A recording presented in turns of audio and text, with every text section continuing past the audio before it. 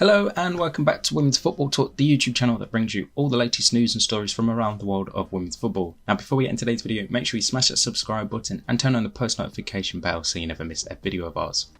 So now we know the two teams that will be playing in this season's Champions League final at the end of May. It is going to be Barcelona versus Lyon. So how did we get into this situation? Well, heading into this weekend's second legs, Chelsea did hold out slender 1-goal lead in the first leg. However, they weren't able to capitalise on it in the second leg, and Barcelona ended up winning 2-0 on the night and ended up winning 2-1 on aggregate.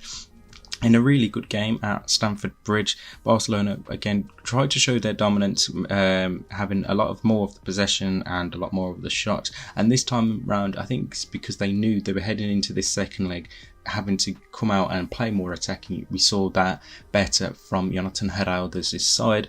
They opened the scoring through Aitana Bonmati, although it did take a wicked deflection of Khadijah Buchanan and ended up going past Hannah Hampton in the goal after 25 minutes to give Barcelona a 1-0 lead and to level the tie up. Chelsea themselves had some chances throughout the first half as well, but nothing really too testing for Kata Cole. So heading into the halftime break, we were level on aggregate, and then a lot of drama happened early on in the second half. Khadijah Buchanan picked up a first yellow card, and within the space of 5 minutes she was shown a second yellow card for a stamp. I think it was on Mariana Caldente, and the referee decided to give the free kick to Barcelona and saw Buchanan take an early bath and head down the tunnel. And Chelsea then had a lot of work to do to try and hold on to this game and possibly send it to extra time whilst being a player down. Unfortunately, that wasn't to happen.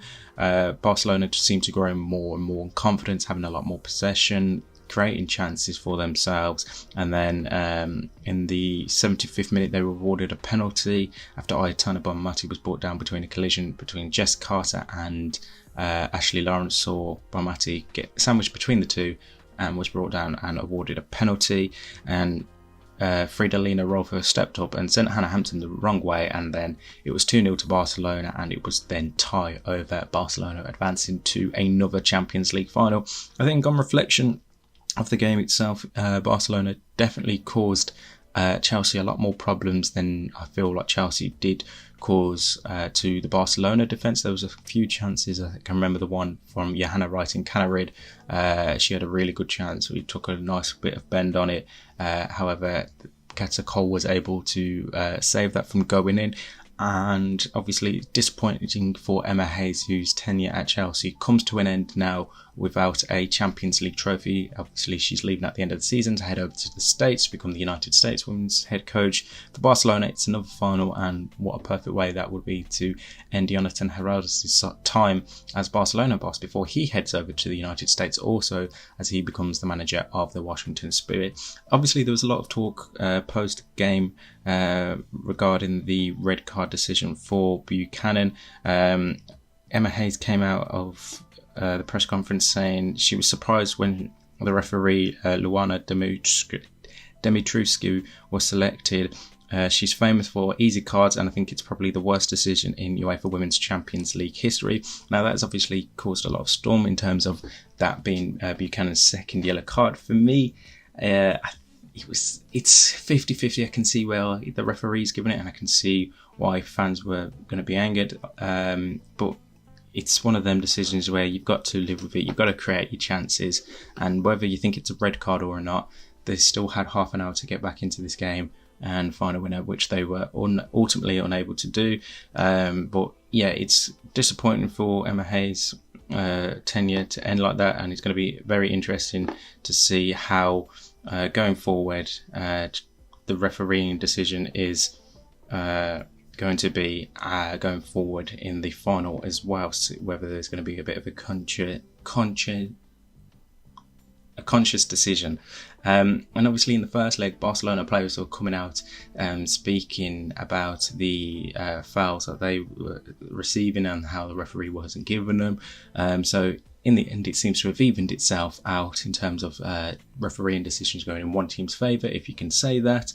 But it is Barcelona who advanced to the Champions League final. And in the other game, in the all-French tie between PSG and Lyon, it was Lyon that obviously won the first leg after incredible fashion, after being 2-0 down and scoring 3 late goals. And then they started this game off perfectly. Salma Basha, within the first 3 minutes, putting Lyon ahead.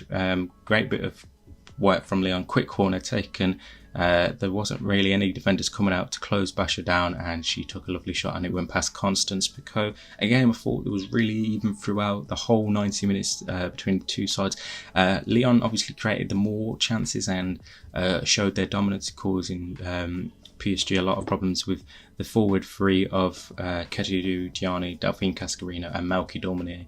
The pace that those three were putting on made it really hard for PSG's defence of Zamora, Gatino and De Almeida, and obviously Kachawi when she was playing in like a wing-back, full-back position, and same with Jade Gully.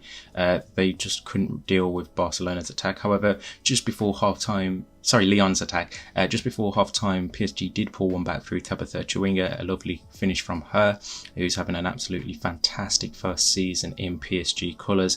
And then in the 81st minute, Malky Demune put Lyon further ahead and sealed the win for Sonia Bompasta's side. Again, I think Lyon had a lot more chances in the second half, and they look more likely to score a second goal in this one and obviously continue advancing, which they did. So they win 5-3 on aggregate in this one. So we now know the Champions League final will be Barcelona versus Lyon on Saturday the 25th of May at 5 p.m. from Bilbao, the San Mamés Stadium, which is going to be absolutely fantastic.